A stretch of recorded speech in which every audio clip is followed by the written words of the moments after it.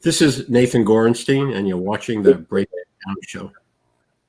Yes, we're on the Break It Down Show. Talk with Nathan. Nathan's an author, and he writes an incredible, here it is right here, an incredible book about John Browning, who invented all of the modern guns, basically, and all of the ones that work good and everything. And it's just a fantastic, he's one of the greatest American inventors ever.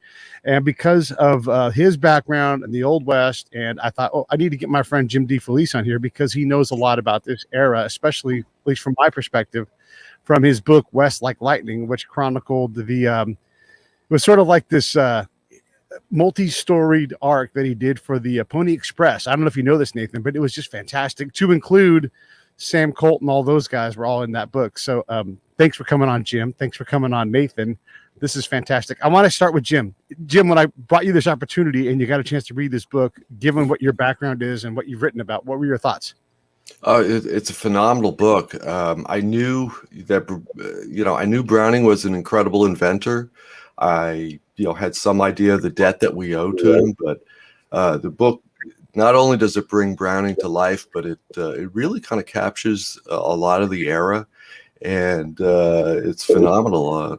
I'm really, really pleased and honored to be on and talk and just listen. Let's just let Nate talk because even if he's only a tenth as interesting as his book was or is, it'll be a great time. Nathan, he's right. Your book is fantastic. I had no idea. I mean, but you don't know until you get into it, and you did it. And it seems like you went through the letters and all of that stuff. How much of a treat was this for you to write? It was, I was a journalist for my entire career, and there were stories that get better as you report them, and there were stories that get less interesting. And this was one of the stories that got more and more interesting as it went on. I kept finding more intriguing and more previously unknown details. The issue I had in terms of writing was that Browning's inventions are hard to describe chronologically because he invents something, say the semi-automatic pistol, in 1894, 1896 period, yet it doesn't come to fruition in America, at least really, until the 1911. And so you have to write something that happened this decade but doesn't impact for 20 years later. So how do you mix all that up and make it so it reads well? And that was, I can't tell you how I solved it, sort of the mystery of writing, but I trucked on and I came up with a way to cross-pollinate the chapters. So if I'm writing about Browning in 1900, I can talk about what happened with his BAR in 1917. And that was the most interesting, that was the hardest element to in the writing. How long did it take you to do the research on that? Because it's very extensive. You've got a lot of notes in the back, so obviously a lot of work went into it. Yeah, I probably spent off and on about a year writing the proposal. I went through 3 different versions of a proposal and doing the original research, the initial research, so I knew enough to write a proposal. And then around that same time that I finished the proposal, I went out to Utah for the first time and had the fortunate, very useful moment to get hooked up with members of the Browning family. And that gave me access a couple of months later to 40 boxes of records in the basement of the now late Bruce Browning, which is really too bad. He was John's last, one of his last grandchildren. And he really wanted a book done, and he made sure I got access to the papers in advance of their being accessible to the public. And they may still not be, actually. They're at Weber State University now. And that really, really supercharged the book I had, because no one had ever seen these things before. No one ever really knew they existed. And while a chunk of that documentation has to do with post-Browning's death financial and contractual elements with what became the Browning Arms Company, there is a significant amount of material from, say, 1890 through Browning's death in 1956, which was really quite remarkable. And then the other 2 previously unknown sources of material were the FN company documents. I spent a week in Liège, Belgium. FN people were very nice. A lot of their material had been destroyed in 2 wars, but they did a search of their archives and came up with some really interesting memos from the 1920s and World War I era that give you a sense of how they saw Browning, what it was like for them to deal with them business-wise. And those were very, very helpful. And last but not least, by no means least, were, it's funny, you find little hints of things when you're reporting. And at one point, I found a mention in another book of a patent dispute between Browning and Luger. And that's all, it's a patent dispute. Well, I knew from being a reporter that there's a lot of legal paper sitting somewhere. So long story short, thanks to the internet, you can look in all these legal journals now, and I found that there was a patent case, and I tracked down the documents from the case, which were in 2 different archives, one in Kansas City, one in New York City, and I got those documents, and in them are 2 depositions by Browning, his brother Matt, who was very important, and brother Ed. And for the first time, we hear their voices. You know, Browning never gave a formal interview. He makes comments on occasion, but never sat down to talk about what he did. And he had no papers in terms of gun making. He never used blueprints. So to hear he and his brothers and other people talk about, this is how we did things, this is our relationship, this is this and that, it was really quite amazing. And that helped flesh out a chunk of the book and a chunk of Browning's history that no one ever knew. I'll go on in that sphere for a little bit. I'm forcing the people at some firearms museums to rewrite the labels on their exhibits, because if you go to Cody, which is a great place, they have a large collection of the many, many prototypes Browning sold to Winchester, but Winchester never made. And they're beautiful pieces of machine work. Well, it turns out that Browning didn't do much of that. It was mostly done by his half-brother, Ed. Browning would stand over him and tell him what to do, and they were all Browning's inventions, but the actual mechanical work was done by another guy. And you can't minimize his contribution, because if you're sitting with someone and you're making something, there's an interchange of thoughts and ideas. You're not just a automaton. So I'm sure Ed was his name, had some input into, well, this didn't work, John, what do you want to do next? And John probably, listened if Ed had a suggestion. We should, for people who haven't had the chance to read the book yet, maybe we should give a little bit of background, or you should give a little bit of background on, on the family, the connection with Mormonism, and just to kind of whet their appetite on Sure, that. Sure. So the Browning family, Browning's father, Jonathan Browning, the names are confusing because there's too many Johns and Jonathans in the family, was from Tennessee originally. He converted to Mormonism around 1840, and by 1852, he had moved his first family of about 10 kids to Utah and settled in the Ogden area. The Mormon faith at that point allowed plural marriages. So Jonathan, who was in his 40s, married a woman in her 30s who was John Browning's mother, and also the mother of his brother, Matthew, who plays a big role in Browning's life. And they were the only 2 surviving children from that marriage. But shortly thereafter, Jonathan, the father, married a 3rd woman and had, I think, don't hold me to this, I'm going to say 6 kids with that 3rd wife. And a number of those brothers, and those 2 families from the 2nd and 3rd wives were very close. And a number of those brothers went into the gunsmithing, sporting goods business that Matthew set up. But one of them, Ed, became a machinist. And over time, I'm going to guess over the first 10 years or so of Browning's career, he took on more and more machining work. What Browning really wanted to do was invent stuff. You know, he famously invented his first rifle, and he didn't know what to do with it, so he made a factory in Utah with his brothers from these three marriages, from two marriages, and they made about 600 rifles. But he didn't really want to do that. I mean, Browning was he was a genius, and he didn't want to be stuck in you know, churning out one rifle after the other. And so he was freed from that when Winchester purchased his first the patent for his first rifle, the famous 1885 single shot, which has been made in huge variety of calibers over the years. And they stopped making guns. Browning went on to design things.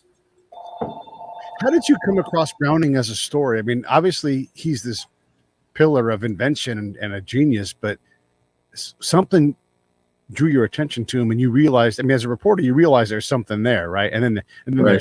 then it happened to be more than something there. There continue to be things, but how did you get to Browning in the first place?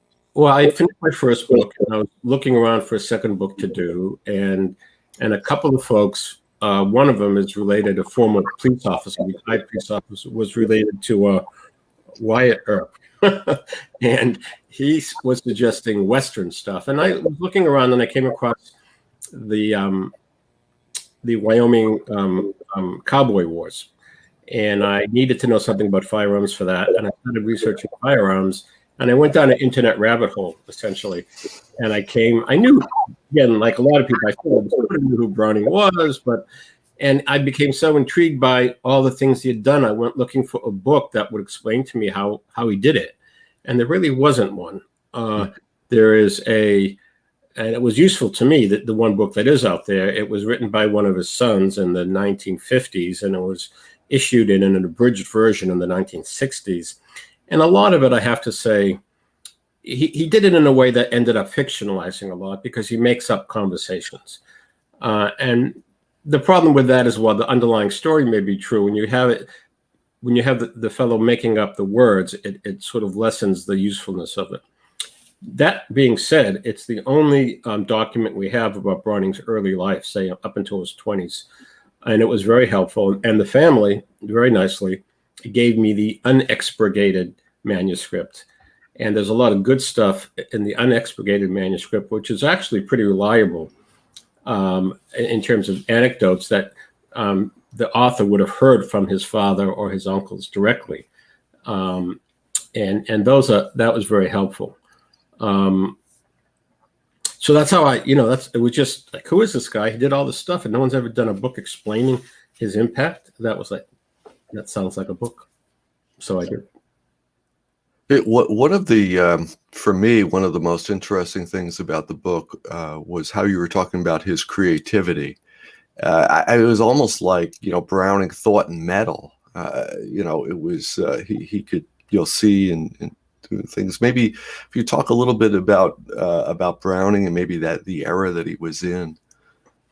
Yeah, so Browning had a couple of advantages. Let me try and do this in order, and I'll talk about his era first, because that allowed him to make use of his innate talents. He grew up at a time when there was a burst of improvement in chemistry, metallurgy, machinery, machine tools, commerce, communications. Don't forget, when he was born, he was in the middle of nowhere without even a telegraph. And so all those technologies allowed or were fueled to the great imaginative burst in America in the late 1800s and Europe in the late 1800s and early 1900s. Edison, the Wright brothers, the telephone, the airplane, electric light, all those sorts of things. So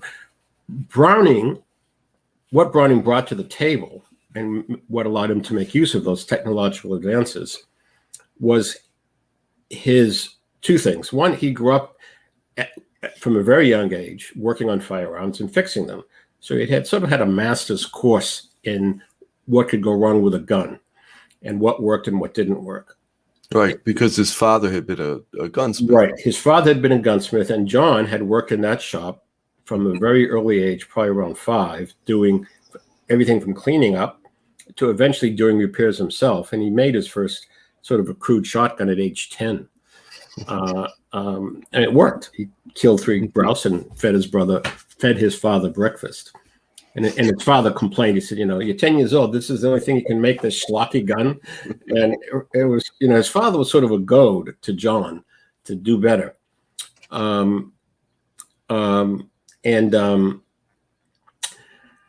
So Browning had this ability, and I don't know when he discovered it, to think in 3 dimensions. And the example I use is a Rubik's Cube. It's 6 sides and 54 colored little cubes. You have to rotate this so everything lines up. Well, Browning could do that in his head. And Browning could have done a couple of them at the same time in his head because he had this unique ability to see things working. So, when we pack a suitcase, we're using spatial memory or spatial rotation is another element of it, to put things in a space.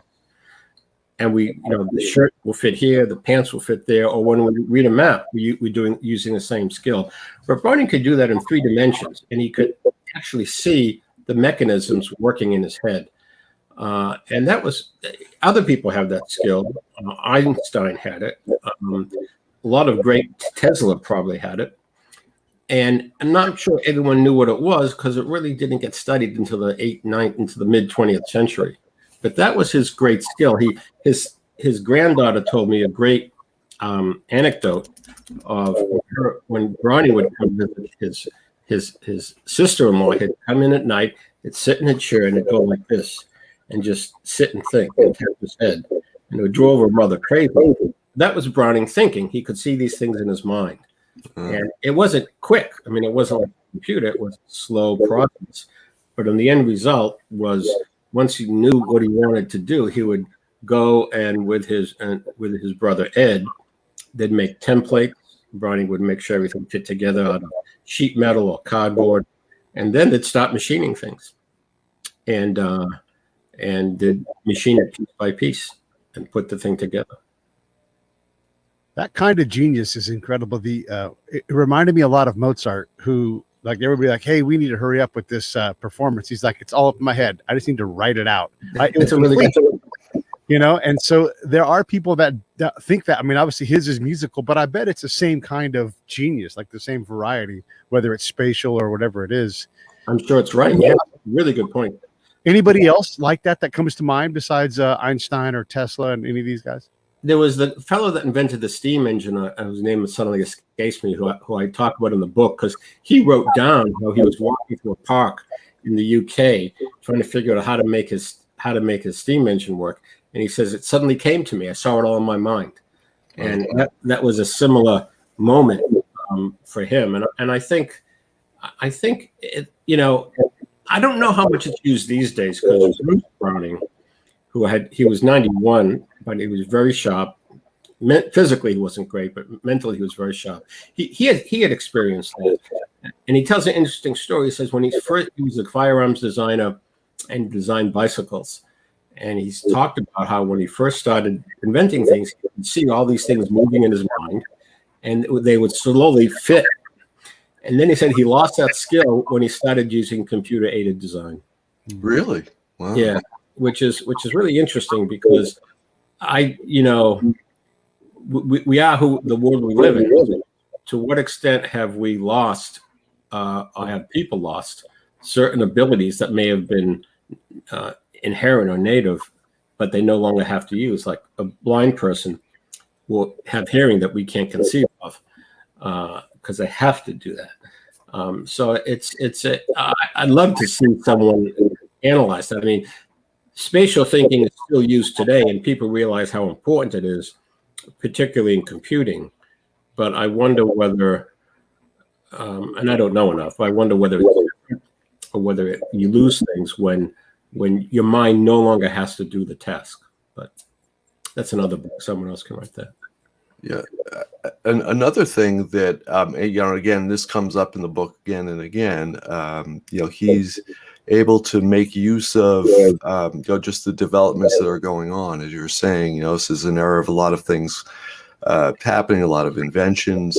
One of the key things I think or that I kind of got was going from black powder to, I don't know, not to get too technical, but to get from black powder to to smokeless. Do they light up? Well, maybe you should talk about why that's important. But so essential smokeless powder essentially allowed Browning and other inventors to make semi-automatic and automatic weapons practical, because smokeless powder, black powder, the formula is set, and the amount of energy that comes out of it is really non-amenable to being increased or decreased out of a particular volume, and it's also very dirty, and the residue from exploding black powder is hygroscopic. It will absorb water and create rust. That's a lot of reasons why a lot of early firearms are all pitted. It's because the black powder accelerated the rust process. And so that's also why I'll hold up something here. This is a 4570 cartridge, and it's really big, yet it's no more powerful in a lot of ways. Well, a little more powerful, but the 45 ACP with smokeless powder. So the reason why those old cartridges got so large was because the black powder, you couldn't manipulate the energy in the black powder. It was what it was. So if you wanted higher velocity, you just kept jamming and more, making the cartridges larger and larger. Bigger and bigger. Yeah. I say these words because we live in a ridiculous time. Nathan's going to show us some bullets and potentially some guns, and these are meant for the purposes of illustration. This is nothing more than that. He's talking about a historical figure and his work. If I don't say these things, I swear to God, the robot will hear the word gun, and then all of a sudden we'll have problems. So I want the video to get out to a lot of people. So I just wanted to take the time to say that. But appreciate that. And along those lines, and then not to interrupt, but I am interrupting. So along those lines, and the great thing that comes out of Nate's book is that we're talking about guns and weapons, and obviously they're important in that field, but it's also a metaphor for everything that's going on in the in the society and the culture as it develops. So as I was reading it, I'm seeing all these applications outside of that. So I think that that was one thing that interested me, just because yes, his medium happens to be weapons, but he's really talking about America and the West really at that time. Yeah. So you're right. When smokeless powder came, Browning could suddenly apply. He had a larger palette to work on, to use a hopefully metaphor. He could, at the same time, because smokeless powder it's much more powerful in a smaller volume, and can be manipulated to burn faster, burn slower, and it's a much more useful propulsive power for a firearm. And because it's much cleaner and doesn't promote rust, you could start making very finely machined machines. And that was also because of modern machinery and modern steel. When the famous 1894 30-30 Winchester came out, the first year it used black cartridges and the black powder cartridges. The reason why was that they couldn't figure out how to drill a metal barrel with nickel steel that was powerful enough for a smokeless cartridge, because it was a new metal and it was hard to work. And Winchester figured out how to do it. And the next year they started producing the Winchester 1894 lever action rifle, the most popular deer hunting rifle in America, but it with the famous 30 cartridge, because they now had a barrel that could handle it. I want to add that Browning's designs were so good that they didn't have to be, his rifle designs never had to be revised to handle smokeless cartridge. They were powerful enough. The barrels had to be improved but the basic mechanical design of his actions have withstood the test of time. And so it also allowed him to make his first machine gun. It was a gas-powered weapon.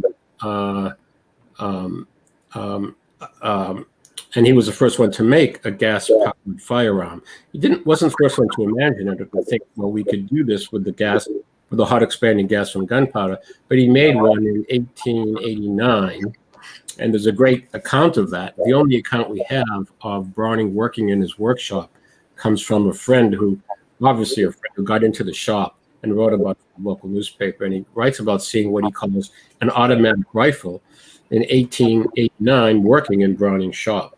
And that becomes the Browning, it's funny, he could have invented what we know as an automatic rifle back then, but the market wanted a tripod mounted machine gun.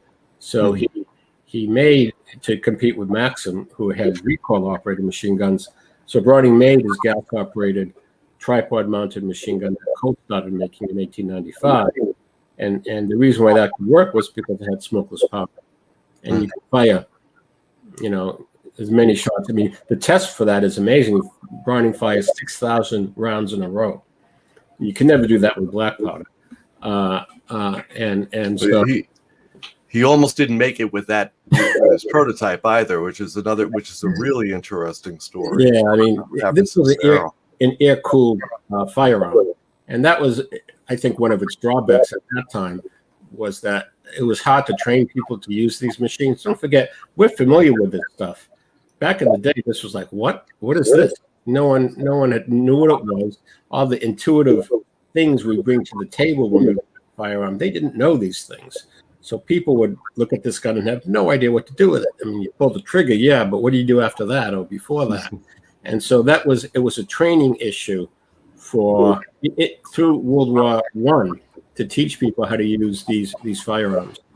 And his first machine gun, they had trouble with it. It was it worked well for Browning. It didn't work as well for American troops. It's interesting, the British used them in the Boer War, and they loved them. And I wonder whether that wasn't because the Brits had more of a standing army and gave the training in the guns than the American army did, which was so small back then. I wanted to go back, and you cover quite a bit of this in the story, but because there's so much inventing, gunpowder changes completely, and that's a completely separate entity that does that, that comes up with it and makes it. You have Winchester improving the metallurgy of their barrels and all these different things, but John Browning is able to synthesize all this stuff into these products and to see into the future, to see automatic rifles and semi-automatic shotguns and all these things. There's so much inventing going on in this time. How did they all not to spend their entire lives and fortunes in court trying to battle everybody? Well, they sometimes did. The book talks about, which is something else no one has ever written about, ever actually, and there was Browning and George Luger, the guy that invented the Luger pistol, and I don't have one to show you, unfortunately, spent 8 years in a patent battle. And the thing that's most fascinating is that it turns out that Browning was the first person to use, and probably, well, he may have invented, that gets complicated patent courts, but certainly was the first person to ever use a major element of the Luger pistol. So one of the things that makes a Luger pistol a Luger was first used in a firearm by Browning. And that's why Luger took him to court, because Luger in 1890 once introduced his pistol to America, and he panics when he finds out that there's a patent applied for by Browning that uses one of the two key elements in Luger's pistol. And Luger's has these images of, I can't sell my gun in America, which is what he wanted. The letters show that from the lawyers. So Luger says, I'm going to file suit against you. I'm going to get a patent declaration that you stole from me. And I have to say, the Luger people concoct this amazing story, and it's a good chapter in the book just from the terms of storytelling. They're on a ship together. Browning has a conversation with this guy. Browning steals the idea, goes back to Utah, makes what weapon actually with the same kind of action as Luger. And he stole the gun, and it was all BS essentially. There was a ship voyage, but that's part of it that's true. And Luger, picked the wrong guy to pick on. Browning was sort of a he was a modest guy. He didn't boast, but he was very proud of what he did. And the fact that this guy from Germany would come over and accuse him of stealing an idea was just, I got to use King's English here, but it was outrageous. So when Luger came to Browning, he said, look, just settled. Luger essentially admits it was Browning's idea, all but admits that. And I just want the right to sell my guns in America. But what Browning, I have a letter from Browning's lawyer to Browning saying, this is what Luger wants, but you don't want this because you want to keep them out of the market, which is what Browning wanted. He and Colt didn't want Luger sold in America because they would cut into their semi-automatic. So they spent 8 years in court. Ultimately, the court ruled that no one can get a patent on this little device because it was used in other ways earlier. And there was enough of it, enough of the concept existed that it couldn't be patentable. So Luger, the court says Luger can sell his guns in America, and the Luger takes out these letters in newspapers saying, we beat Browning and Colt, we can sell our guns in America. But it was, and there were some other patent excuses, but patent suits, and a lot of these guys did end up in court. But Browning, I think he was so inventive, and you couldn't, people couldn't challenge him. His ideas were original, like the slide action pistol.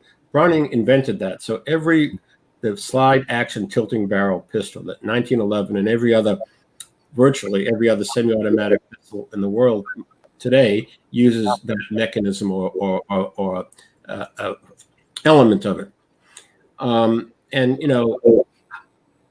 no one came up with anything else. I mean, you couldn't challenge it because Browning's idea. I'm going to hold up the first European-made FN 1900, and this is. You can see the machinery.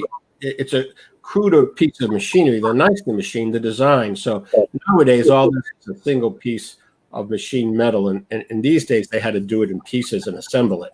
But what you have is the slide, and inside the slide is the block and the firing pin, and it all moves together. And it was Browning who came up with that idea, and that becomes the surviving mechanism. A lot of people have a lot of ideas back then on how to make a pistol, but this is the one that withstood the test of time. And this one was made in 2008 in Liège, Belgium, the Herstal, and it sold 700,000 or so before it went out of production to be replaced in 1910 by a more elegant design. And that because machining had improved, this gets into a very sort of elegant piece of machining. I don't have one here to show you, unfortunately. I should have brought it up. And these pistols, again, this is common to us. In Europe, these were explosive. It was like the iPhone. What is this thing? I mean, people had never seen anything like it. It was very unlike a revolver that we've seen. It's a machine that moves in your hand. I'll just, if I may, got to use my right hand for this. The slide goes, it's an old gun. The slide goes back, thing goes forward, a little shell gets ejected out the side, and it's a machine. It's like this little thing exploding in your hand, and that was a problem in Europe because people didn't realize how deadly they were. I mean, we're imbued with gun safety now. Well, back then, I don't know, like this great thing. Let's go shoot some, and it was a real problem in Europe because folks didn't have, folks don't think about what happens with a bullet that goes for a mile. They might have hit the bird on fire, but meanwhile, and that became a big issue in Europe. But by 1914, Browning has sold 1.25 million semi-automatic handguns in Europe, which sort of works out to one every 300 or so in Western Europe. And it was, and again, it was a new technology. People had never seen it before, and it's fun. Shooting guns is loud, but it's fun. And that was the, as a quick aside, Americans didn't like semi-automatic pistols. If you look at the production numbers, Colt sells many fewer than FN in Europe because Americans like revolvers, and that doesn't really change until the plastic guns of the 1980s, 1990s. We should mention, or you should actually mention the relationship of Colt, Winchester, and FN. They are obviously different companies, and Browning had worked with all of them. Yeah. So if I can use this to try and answer a question that lots of folks ask, which is how much money did he make? Because everyone always comes to that question. And what was his business relationships like? Because Browning was a very serious businessman. If you read the letters we have, he's always on the lookout for investment. He's always telling his sons, don't waste time, take care of business. And his brother Matthew was a very successful businessman in Utah. He invested the brothers' money in banks and utility companies, and the Browning fortune is partly from the royalties and payments, but also partly from Matthew's business acumen. Matthew was a very smart guy. So what happened? I want to ask too, because it seems like usually the John Browning of the world gets screwed over by the machine because they don't have a Matt Browning next to him. So like Philo Farnsworth or Michael Faraday, who invents there's Faraday cages all around us all the time, but they didn't have a Matthew Browning next to him. That's a really good point. Yeah. I mean, that's a really good point. There's a famous letter from the guy from Colt, Winchester, complaining about Matthew as being a sort of a SOB. And Matthew probably was. But Matthew was the guy, John wasn't as hard-edged in negotiations as Matthew was, is what comes through in the letters. He was serious about business, and because their father, who was an entrepreneur but not particularly successful economically, they were very aware of their relative poverty in Utah. The father, for example, was hugely in debt when he died, and it took we're getting off subject here, but his estate was in court for 10 or 20 years after his death. But what happened was Browning, again, you have to understand these two guys, Browning and Matt, his brother, are from middle of nowhere, Utah. And 1883, all of a sudden, Winchester shows up and writes him a big check for the gun. And it's like, whoa. And John's reaction is, well, I don't have to work anymore. I mean, I don't have to make things anymore. I can just invent things. Yeah. And Matt takes the finances and he opens up, expands his sporting goods operation. And so over the next 10 or 15 years, 10 years or so, over the next 19 years, Browning sells his designs to Winchester outright. He doesn't get royalties. He just gets a check. And actually not even a check. A lot of what Winchester does is goods in kind. They give Matt cut rate goods to sell in his store. So the payment from Winchester isn't even cash.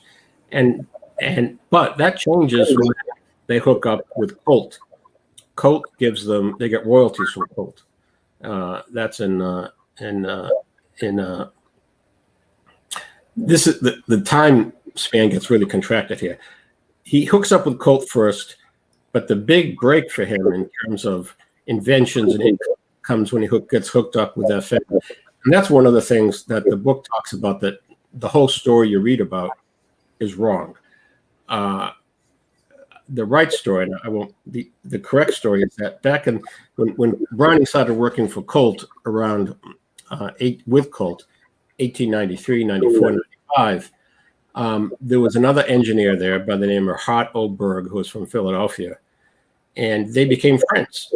And my theory is they were very different guys, but Berg is one of the only people, I believe, ever to be invited to the Browning home of all the business people that John hung with. And Berg was Jewish and Browning was a Mormon. And I'm guessing that these two guys in what was then a very Yankee upper crust arms industry in Hartford, they were the two outsiders.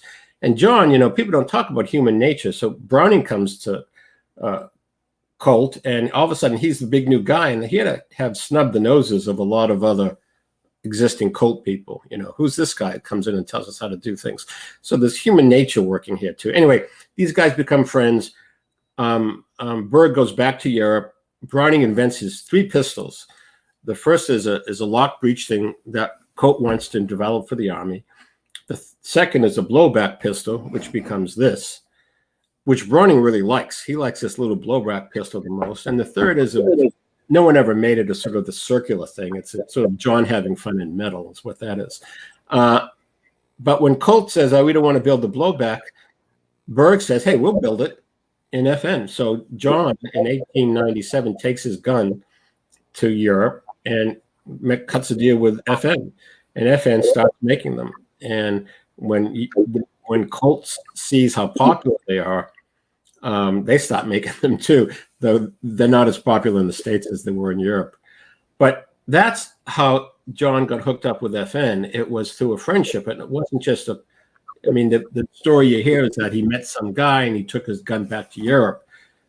Well, John Browning wouldn't have given his prototype to some guy he didn't know was going to jump on a boat to Europe. I mean, that just doesn't make sense.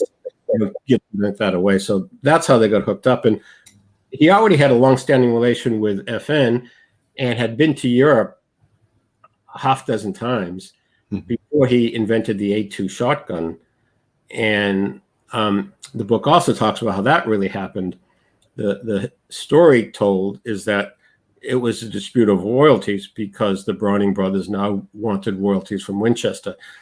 That's not quite true, because Winchester had already promised these guys, signed written contracts, I have copies, promising these guys royalties for a shotgun that never entered production. So it wasn't a question of will they give them royalties. Winchester realized to keep them, they had to. But Browning was angry at Winchester for a whole variety of reasons, and Winchester was angry at Browning. And so when Winchester balked at producing the Auto 5 shotgun, an angry Browning said, well, I'm going to break the relationship. I'm going to go in and ask for more money than they could ever pay me. And when they say no, I'm going to take it to FN. And so it was very done on purpose by Browning because of bad blood that had been building in the relationship over a period of time. Yeah, no, I mean, there's so much there and obviously people should read the book to unpack a lot of that. I just one thing, it was very unusual to be getting royalties, for a gun at that point, wasn't it? Yeah, that's why Browning was only getting paid a flat fee for his patents from Winchester, and most gun designers worked in-house and worked for the companies that made the guns. But Browning, he was a genius, and he came up with things no one else did, and so he could sort of remain an independent agent and ask for royalties and sell his designs. Before Winchester purchased the original Browning gun, the single-shot rifle, they tried to invent a gun on their own and couldn't. And then they tried to copy Browning's gun without violating the patent and couldn't do that. And only then did they go and buy the gun from Browning. And they didn't want to, they were reliant on this guy in Utah. And they didn't like that. And when the company broke, the head of when the two company and Browning broke up, the Winchester company writes a sort of nasty letter saying, we're going to be better off without them, and they're going to be worse off without us. And neither of those things turned out to be true. Yeah. How did the Brownings do overall, though? You have Matt there running the business aspect. Did they leave money on the table at all, or were they pretty much good at hitting the mark? They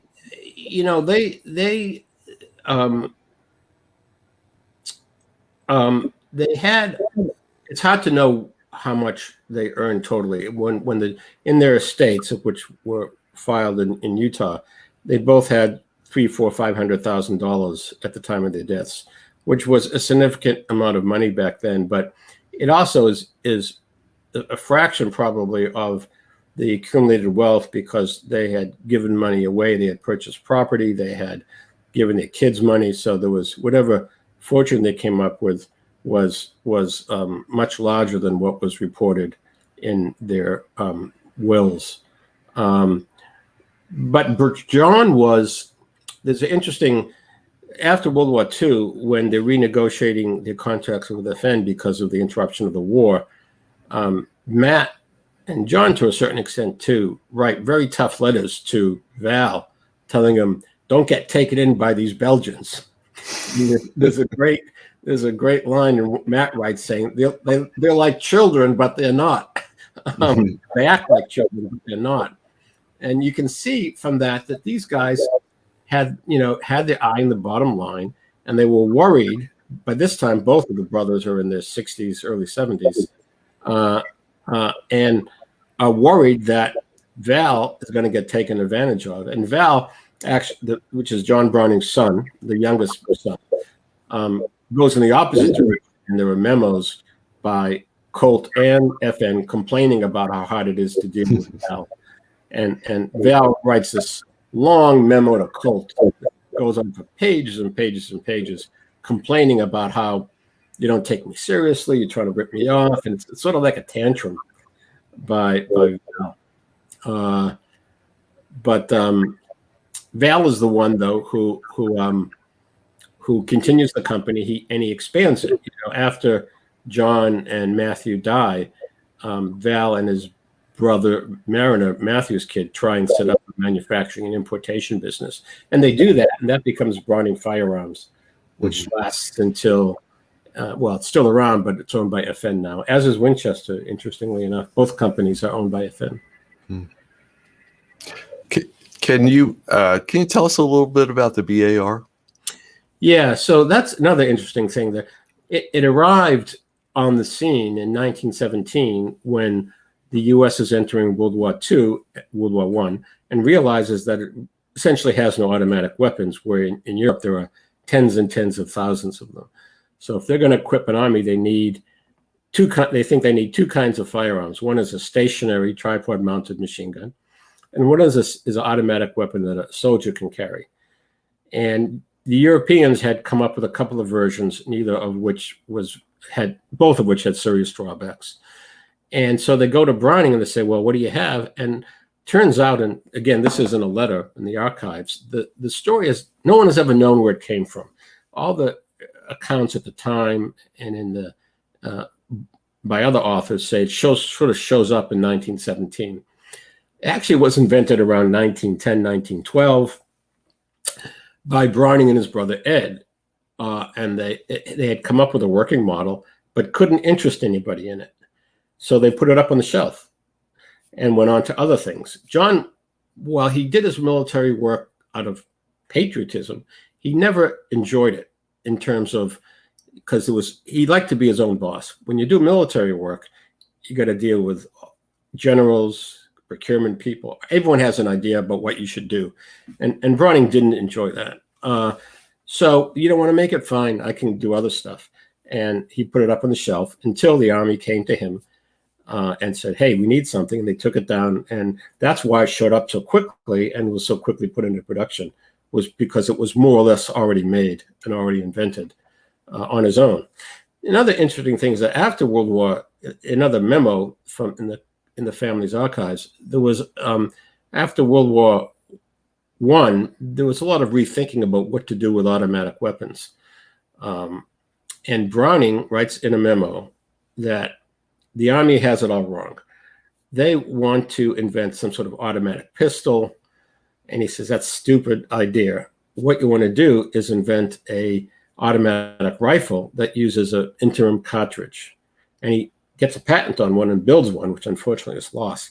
But it's essentially the modern quote unquote assault rifle. And he made one and he couldn't interest anyone in it. And he writes an interesting memo saying this is what the Army needs. This is why they should do this and not what they want to do. And he has a great line in there saying, all these generals are usually wrong. So,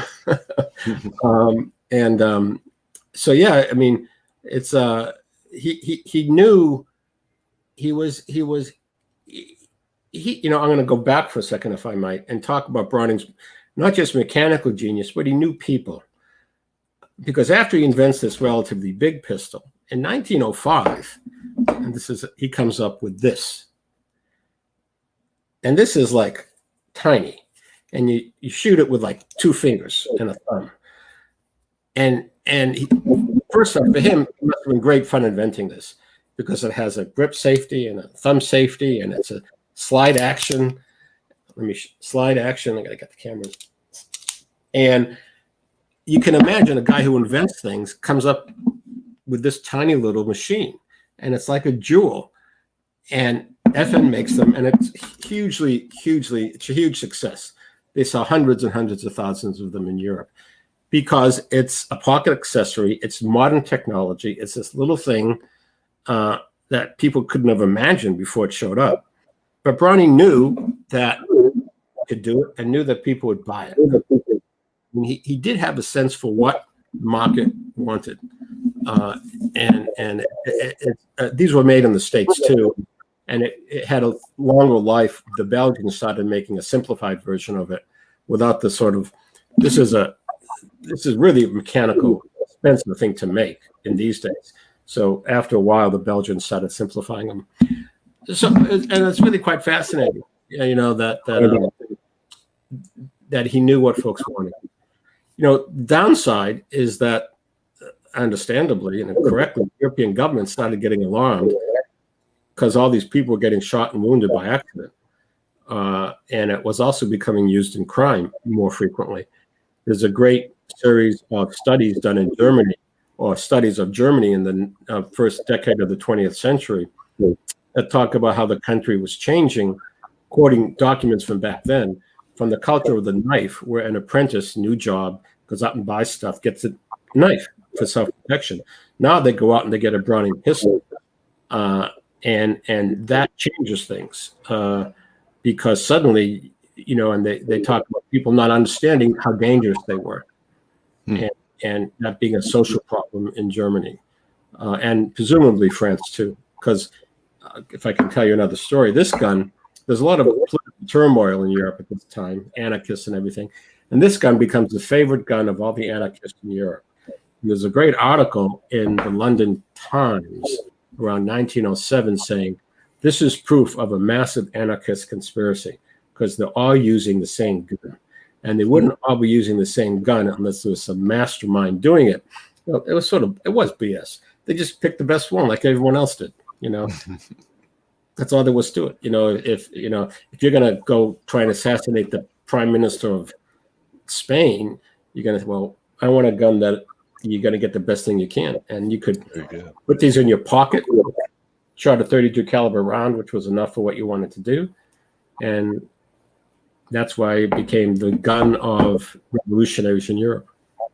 Well, you know, and guns are very controversial, you know, even today, or especially today. And how did how do you feel about that? And how did you deal with that in writing the book and even selling the book to a publisher? Oh, that's a complicated question. So there were some, I'll start with the easy part, the publishing side. There are some people didn't want to touch the book because it was about guns. But Simon & Schuster, and I'll give a shout out to Rick Horgan and my agent, Alice Martell. Alice, they saw it for what it was and what it is. It's a piece of unknown history. No matter what you think about guns, they have an enormous impact on the world history. And particularly the advent of automatic weapons. And here's the guy who did it all. And also, a bit of a quick aside, you know, Browning, you can argue Browning won World War II. How do you say that? Well, they dropped the atom bomb in Japan and we bombed Germany into smithereens. But neither of those would have been possible if we couldn't keep our airplanes in the air. And every American fighting aircraft in World War II used Browning's 50 caliber machine gun. Everyone. So, and all the ground units used the VAR, the 30 caliber, the 50 caliber, the 1911, even one of his shotguns. So when we went out and fought in World War II, we were fighting with Browning's guns. And so you couldn't get the B-29 onto Tinian until all those islands were conquered by the Marines and the Army. And they did it with Browning's guns. And we sunk the Japanese fleet at Midway because our fighting aircraft cleared out the Japanese planes with Browning's guns. And so he has a serious historic impact. And I think they saw that. I think there's still resistance to reviewing a book that, quote unquote, is not critical of a gun maker. I mean, I try and approach it neutrally. In the book, I talk about the good things and the bad things that happen with his guns. But I do admire him as an inventor, and he was a great inventor. So, personally, I sort of come down in the middle. I think the Second Amendment right to bear arms. I'm a competitive shooter. I enjoy it. I want to keep doing it with my 21-round magazines, pistols. Yet people also have a right not to get shot. Yeah. And so and I'm not going to sit here and tell you what the solution to that is, but there's a legitimate issue raised by the anti-gunners, both by the anti and pro-gunners. And I don't know how to solve it. I wish if I did, maybe I'd be president. But that's my own feeling, is that guns can be good and bad. And the things that make guns bad are not, if there were no guns in the world, maybe the world would be a much better place, but it's not the world we live in. There's always going to be someone inventing a weapon. There's always going to be someone out to get you. I mean, look at human nature. God, we're not always nice people. So firearms and protection are a necessity. Yeah, humans are pretty crappy at being humane sometimes. And you're right. If not John Browning, maybe the next guy in the chute who invents something even more horrible, or whatever it is. Well, invent it for the other guy. I'd rather have him inventing it for us. Yeah. So. I mean, you think about the island hopping campaigns.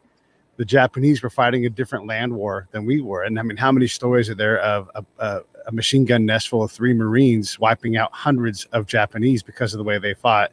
And then the other version of the story, when we go up to the machine gun nest, we're jamming a flamethrower, like Woody Williams is just barbecuing people. In fact, the Japanese started copying Browning's guns. Sure. Killed by him. As the war went on, they put. Someone might correct me on this, but they copied at least 2. They made at least 2 automatic weapons. One was a 20 millimeter cannon. They upgraded from a 50 caliber machine gun, which America didn't do for some reason. The Japanese did it and put it in their aircraft. They also made I believe, a equivalent 50 caliber gun that they used from one of Browning's he had a couple of different versions of the M2 were patented, and one of those, and made that. And America tried to copy the German MG42. But they screwed up and dropped it. I think they got metric inch transitions wrong, and the gun wouldn't work, which, I have another question. It's not really about the book. Everybody should get the book, though. The Guns of John Moses Browning. It's a quick read. It's a good read. It's not too technical, but just technical enough. No, it's fantastic. It's fantastic. One of the things that's in the book quite a bit is, and as a guy in the Army, I was one of the 60 gunners. We had an old 60, and my philosophy with that gun was, and we were shooting blanks in training. I would fire it until it fell apart. I would drop it on the ground and run up and go forward because it was going to break, right? And there's history is full of these inadequate weapons. So maybe it gets to a government test, but you use it more than a couple of times. And I mean, our 60 was always broken. It never worked. It'd fix it, it'd come back, and it'd shake itself apart again. It just was, at least ours, was not a good gun. And for all the celebration of the 60 or the AK-47, every AK-47 I've fired has critically failed at some point. I mean, we're like, this thing's now. Granted, a lot of them are garbage because of the way they're made, but you know what, Pete, this may be you though. I mean, basically, you're telling us that every weapon you touch falls apart. What's the common denominator there? Interesting. I'll tell you something interesting. The other day on one of the gun blogs, they said that the Army had hired FN to do a run of, I always get my gun numbers wrong, the 240 machine gun, belt-fed machine gun. And that's a Browning automatic rifle turned upside down, is what that is. And fed with a belt rather than a magazine. And so even now, and that was more reliable than the M60 by all accounts I've read. And so when the Army has to go buy a new belt-fed squad weapon, they buy that. They buy John Browning's upside-down Browning automatic rifle, made by FN. I had a Sten, and I was amazed by how simple that was and how reliable. I mean, that thing where I pointed it, it shot straight. It was fantastic. Yeah, it was great. I had an HK MP5 at one point. Fantastic. Didn't fail. But what was it so hard? What was so hard for his peers for them to make something reliable? Why were they not able to capture what he was able to capture? Because you can continue to fine tune something, but he just got it right on the first try, or earlier. Right. That's I don't have a good answer for that. I think in part because Browning came up with designs. There's a couple of pieces to the answer, though. One is his designs were better than the others. Luger had his toggle link action, which is very elegant but not reliable.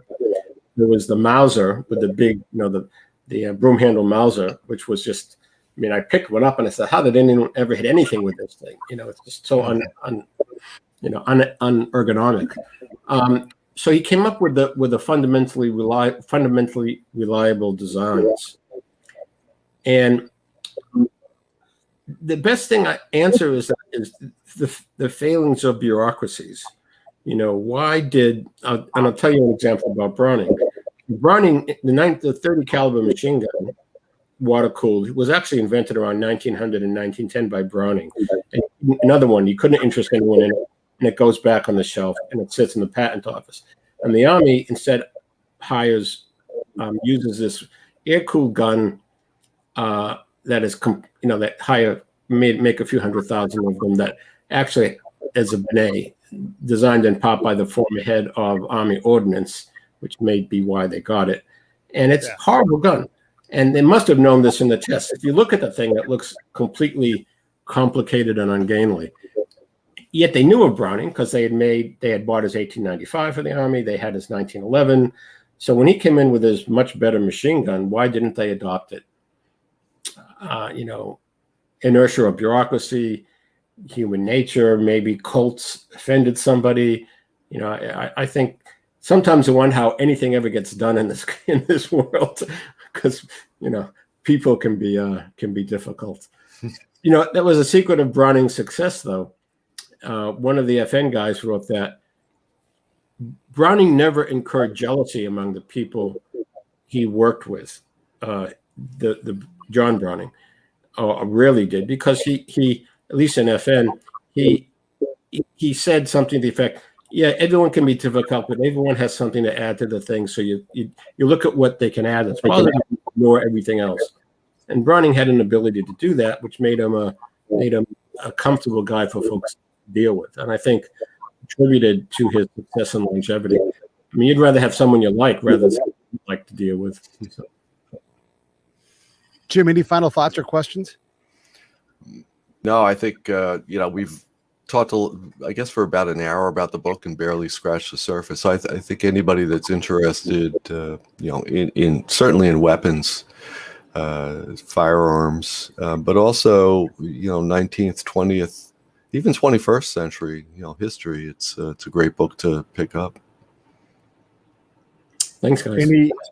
Any closing thoughts, Nathan? No, I just hope that people see it. Don't just see it as a book for gun people, because it's really a book about how we got to the world we have now, and the importance of a single man. I don't exaggerate when I say he was a seminal figure in 20th century America. Whether you like guns or not, guns play a big part, and you should know about the people who didn't. All right, stand by. Hey, thanks for watching the show. I really appreciate it. Right here, you can subscribe. Please do that. It makes the show grow. Hit that notification bell so you know which incredible guest is coming up next. Down below is the PayPal link. You can put a small subscription in. That is an enormous help. All that money goes right back into the show. And then right up over here are the next episodes you should listen to, curated by yours truly. Thank you so much for watching the Break It Down Show.